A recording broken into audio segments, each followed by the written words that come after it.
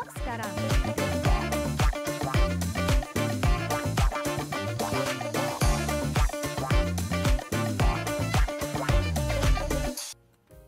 Halo semua, kembali lagi bersama saya Johan di Jurnal Trading ID. Jadi pada kesempatan video kali ini kita akan membahas kembali untuk update dari pergerakan XAUUSD atau gold ini sendiri. Dan ya seperti yang kalian lihat ya, untuk hari Jumat kemarin gold ini turun dari 2930 2940 ya. Dia turun ke level harga terendah yaitu di 2878 teman-teman gitu. Dimana penurunan ini kurang lebih ada sebesar 1,5% gitu teman-teman ya, sampai 1,6% lah gitu ya. Apakah ini sudah bisa dikatakan sebagai air terjun? Ya sebenarnya ini ya bisa dikatakan sedikit seperti air terjun, cuma memang belum yang benar-benar turun gitu ya. Tapi memang secara pola kalau kita perhatikan ya, ini ada double top ya, ini top 1, ini top yang kedua gitu teman-teman. Makanya ini kita bisa sebut ini sebagai double top, dan penentuan dari double top itu ada di level 2875 sampai 2886 ini ya, dimana kalau dia bisa break dari level ini ya, ini dia bisa mau decline ya, kemungkinan besar targetnya itu ada di 2859 ya sampai 2846 sampai 2834 sebagai target terdekat ya. Kemudian di sini masih ada fresh zone ya, ini fresh area ya, itu di 2812 2823 teman-teman ya. Ini terbentuk area demand ya dari time frame 4 hours teman-teman gitu. Nah ini untuk quick preview dari technical analysis. Nah tapi sebelum kita membahas technical analysis yang lebih lanjut, kita mau bahas juga untuk news satu minggu depan ya, karena ini news video mingguan. Kemudian kita mau bahas untuk COT ya, COT trader report. Lalu kita mau bahas OI data, dan kita juga mau bahas volume transaksi yang ada di gold itu sendiri teman-teman gitu. Jadi kita bahas ini juga berdasarkan dengan data yang ada ya teman-teman ya gitu. Nah mungkin untuk kalian yang baru follow Jurnal Trading ID ya, kalian mungkin masih bingung mengenai CME Group ini ya, mulai dari OI data, kemudian COT, dan gold futures volume and open interest ya. Ini kalian boleh cek terutama untuk di OI data, itu ada di episode JTSC episode 60 ya, all about OI data ya. Kemudian kalian bisa juga lihat untuk hasilnya yaitu di TikTok Jurnal Trading ID, sama di postingan-postingan channel Telegram dan juga video YouTube kita yang sebelum-sebelumnya, kan kalian bisa cek semua di situ teman-teman gitu. Oke. Di sini kita mau bahas dulu untuk news selama 1 minggu depan ya. Jadi di hari Selasa ya, di hari Senin tanggal 17 ya 2025, ini ada dari JPY ya, JPY di 650, ada report GDP kuartal 4 ya teman-teman. Lalu di hari Selasa ini ada dari RBA ya, interest rate decision ya, ini untuk AUD teman-teman, jam 10.30 siang ya. Lalu ini ada penurunan pemangkasan suku bunga ya dari 4,35 ke 4,10 ya 4,10% ya teman-teman ya, turun 25 basis point gitu. Lalu kemudian di hari Selasa di hari Rabu ya, hari Rabu itu ada tentatif. Nah ini masih dipertanyakan ya, tentatif. Jadi mungkin tergantung dari si Presiden Trumpnya nanti dia mau kapan ya. Jadi untuk hari Rabu ini harus agak hati-hati, ini bintang 3, mungkin bisa aja bintang 5 teman-teman, karena dia mau speech lagi. Kemungkinan besar speechnya itu adalah mengenai tarif ya, kemudian efisiensi anggaran ya, dan terutama sih sebenarnya tarif ya, karena ini yang paling diperdebatkan oleh banyak negara ya. Trade war 2.0 ya atau 2.0 ya, ini memang yang benar-benar diperdebatkan dan memang menjadi salah satu ya alasan kenapa gold naik setinggi ini, yaitu karena penetapan tarif-tarif ini teman-teman gitu loh ya. Terus sekarang ada efisiensi negara ya kan, anggaran ya kan, yang mulai diikuti oleh beberapa negara juga gitu kan. Lalu kebijakan-kebijakan Trump yang nantinya akan kemungkinan besar dibahas di speech yang di hari Rabu ini teman-teman gitu. Lalu di jam 2 siang ya, ini jadi sebenarnya Trump speech itu ya dari Selasa ke Rabu ya gitu. Jadi bisa dikatakan uh, subuh lah gitu ya kalau di kita teman-teman gitu. Untuk GBP ya, ini ada CPI report ya.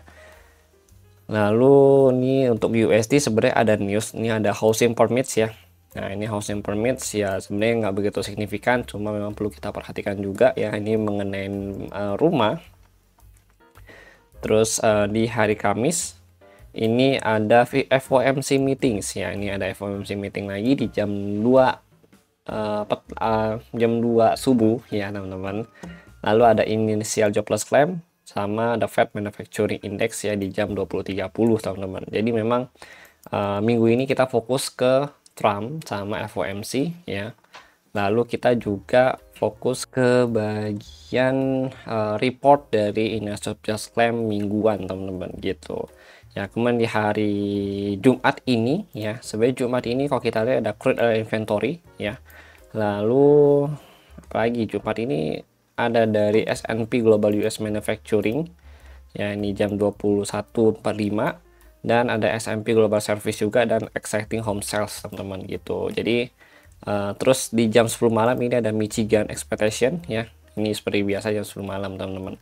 Nah sebenarnya untuk hari Jumat ini cukup banyak news juga ya, dan terutama di Michigan dan penjualan perumahan ini ya teman-teman ya, yang nanti akan mempengaruhi tingkat ekonomi juga di Amerika itu sendiri, sehingga memang untuk minggu ini bisa dikatakan cukup volatil, dan market ini bisa nunggu si Trump ya speech dulu ya nanti, terus and then dia akan nunggu untuk FOMC ya, kemudian dia akan menunggu untuk tingkat penjualan ya perumahan ya yang sudah bisa dikatakan dari pihak ketiga yang bukan dari developer lagi teman-teman. Ini exciting home sales gitu ya, jadi jual beli rumah antara end user to end user teman-teman gitu.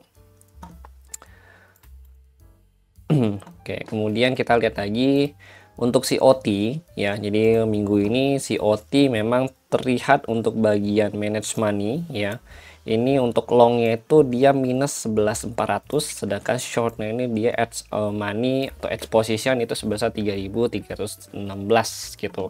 Tapi ya kalau kita perhatikan sebenarnya ini adalah indikasi yang mungkin ada beberapa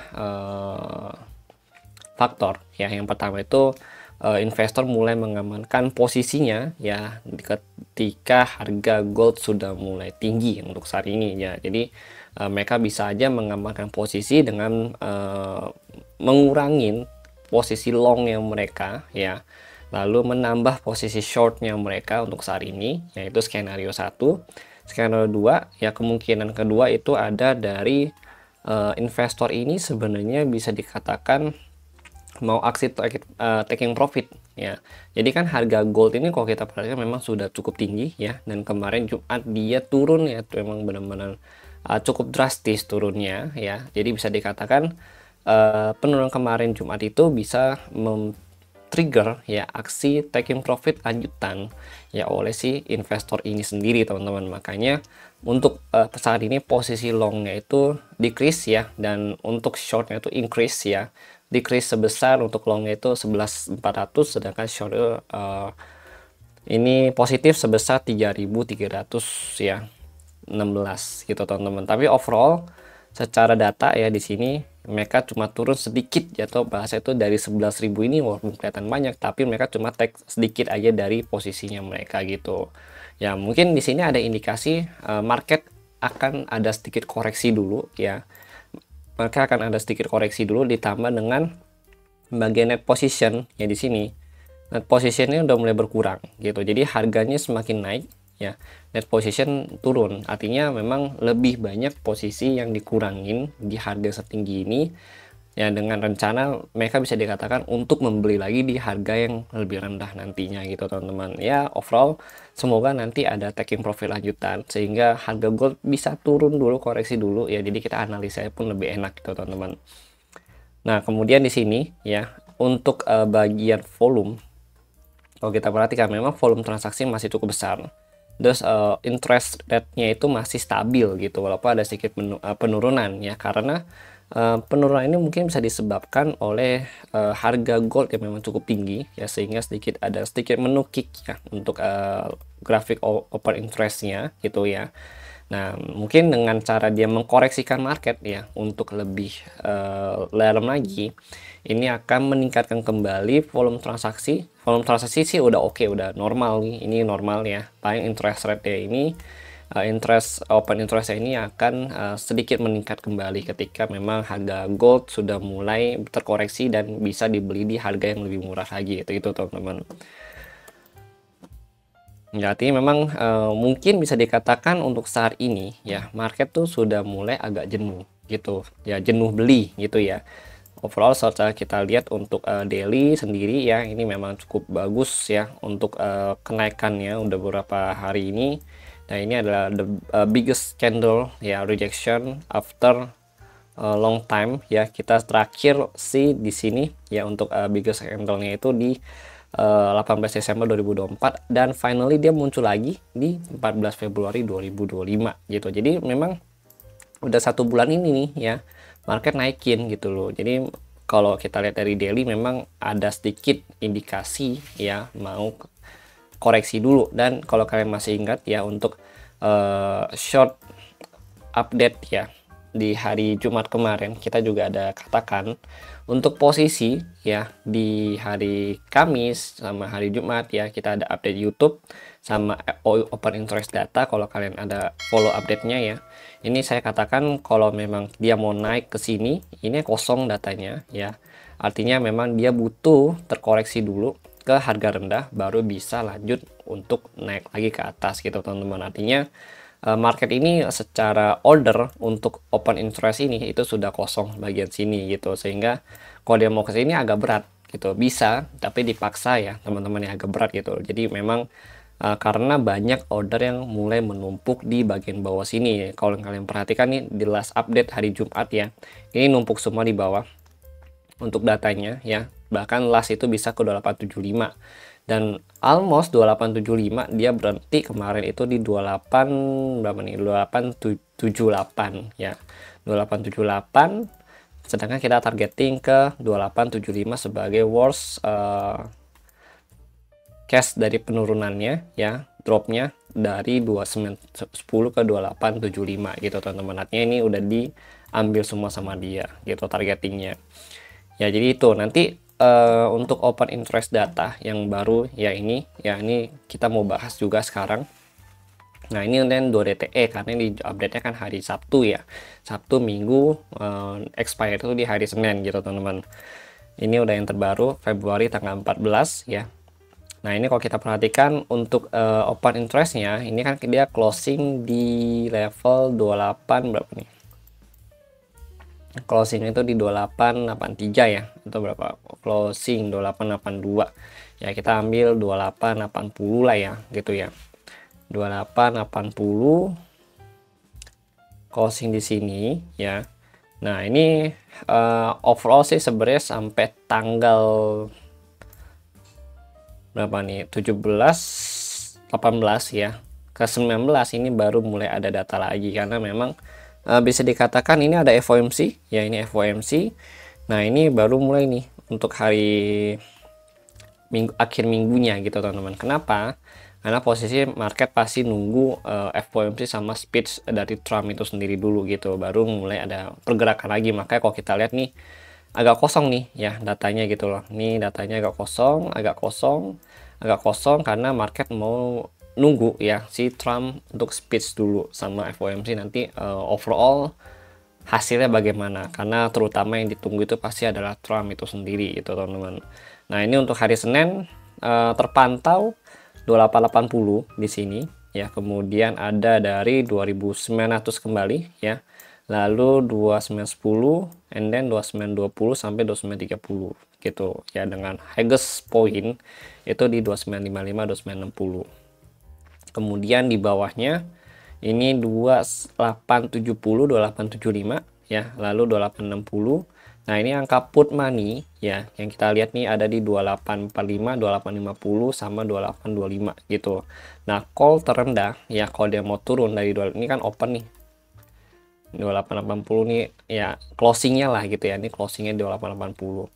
Dia bisa masuk kalau mau ngejar call itu turun dulu ke 2860 gitu, tapi kalau dia mau ngambil antriannya put money itu di 2885 2845 2850. Nah ini adalah area support yang disupport atau ditunjang oleh volume dari si open interest data itu teman-teman gitu. Untuk saatnya sih lowest point terendah masih di 2845 2850 gitu ya, dengan extremely bisa turun ke 2825. Ini ada put money atau ada bahasa itu mereka nunggu ya untuk ngambil kontrak size-nya itu di 2825 harganya gitu teman-teman.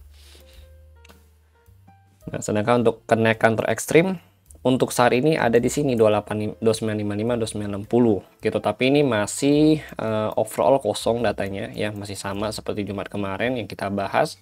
Dan untuk bagian 2920 pun ada, cuma memang nggak signifikan atau nggak begitu banyak teman-teman gitu ya. Cukup banyak itu di 2900-an untuk saat ini gitu. Oke, itu dari open interest data. Ini nanti saya bagikan ke channel Telegram. Oke, kan kita lanjut mau bahas technical. Nah, ini daily ya. Daily ada bearish engulfing ya, terbentuk bearish engulfing, dan memang kalau kita pantau lagi nih ya secara daily-nya ini masih tercover oleh si trendline ya. Ini trendline-nya dia masih cukup bagus tercovernya, sehingga the next support yang mendekatin area trendline itu ada di sini ya, ini 2834 2846. Ini adalah support yang memang bisa dikatakan support trendline nantinya ya. Let's see nih bagaimana gitu teman-teman.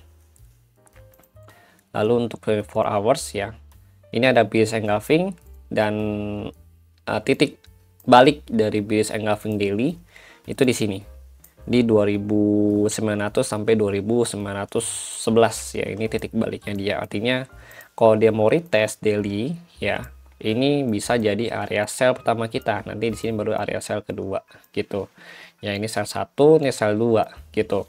Karena kenapa ini awal mula ya terjadi area breakout gitu dari daily yang memunculkan pola bearish engulfing kalau kita lihat secara teknikal gitu ya. Nanti dari sini baru dia ada perlawanan kembali kalau memang dia belum bisa break di atas, atau closing ya di atas 2911. Nah ini kalau kita lihat dari daily-nya.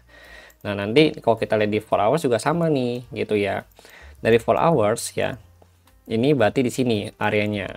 Nah di sini ini jadi area breakout juga, yang ini juga kalau kita perhatikan selama 4 hours udah di bawah ya 2900 atau 2900, dia cenderung ke bawah gitu teman-teman. Makanya ini bisa jadi area titik pullback ya, potensial pullback nomor 1 ya. Nah ini titik potensial pullback nomor 2 yaitu ATH-nya XAUUSD gitu teman-teman.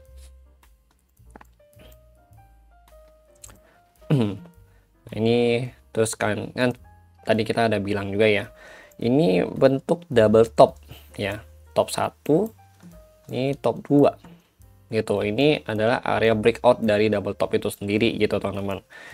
Nah kalau 4 hours ya bisa breakout di bawah 2875 closing candle-nya, dan next is target adalah 2860 ya, ini nomor 1. Nomor 2 ini 2846 2834 ya. Ini bukan base yang cukup fresh ya, cuma base ini potensi untuk bisa nahan harga ya, karena ini bisa bertepatan dengan area trendline ya dari si XAUUSD itu sendiri secara HTF-nya dia gitu. Dan ini fresh base-nya dia di sini ya, fresh base-nya dia itu di 2812 sampai 2823. Ini area fresh ya, yang memang belum disentuh oleh harga pasar sama sekali gitu. Setelah dia breakout yang naik ya sampai 2940, nah ini masih fresh ya, teman-teman gitu. Jadi watch zone kita ya untuk saat ini ada di sini. Ini watch zone. Kemudian ini R1 resisten 1. Nah ini resisten 2 gitu. Ini target ya. Ini S1-nya dia. Nah, kalau ini minor, ini support minor. Gitu, ini S2. Oke, jadi itu sih yang ingin saya bahas untuk kalian. Secara daily itu trennya masih bullish ya. Untuk 4 hours juga masih bullish, dan untuk time frame 1 jam intraday itu biris, teman-teman. Untuk intraday biris ya. Tapi untuk HTF ya, atau high time frame, itu masih bullish karena memang baru terjadi rejection candle 1 kali untuk daily, dan 4 candle untuk 4 hours gitu. 4 hours minimal dia bisa break dari sini. Nah, ini S1 ini bukan S1 biasa juga. Ini support struktur harga. Gitu.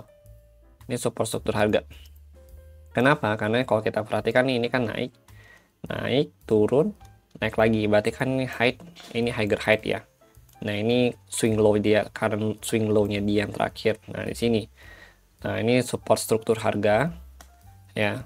Yang potensial kalau dia break dari sini, berarti dia ada muncul yang namanya touch untuk HTF-nya dia gitu. Touch pertama kali ya setelah 1 bulan untuk high time frame, dan nanti dia akan potensi untuk more decline karena udah di luar trend line juga, dan dia udah touch juga. Targetnya di 2823, 2812, bahkan mungkin bisa ke sini balik lagi di 2782, 2772 kembali gitu teman-teman. Ini untuk XAUUSD gitu, dengan catatan dia ada touch dan juga berhasil break dari trend line-nya dia gitu. Nanti kita juga perlu lihat dulu nanti Trump itu bagaimana ya kebijakannya, apa yang dia bahas mengenai tarif ya, trade war ya, lalu kebijakan-kebijakan lainnya, dan juga nanti hasil FOMC itu bagaimana. Ini sangat mempengaruhi juga soalnya teman-teman gitu.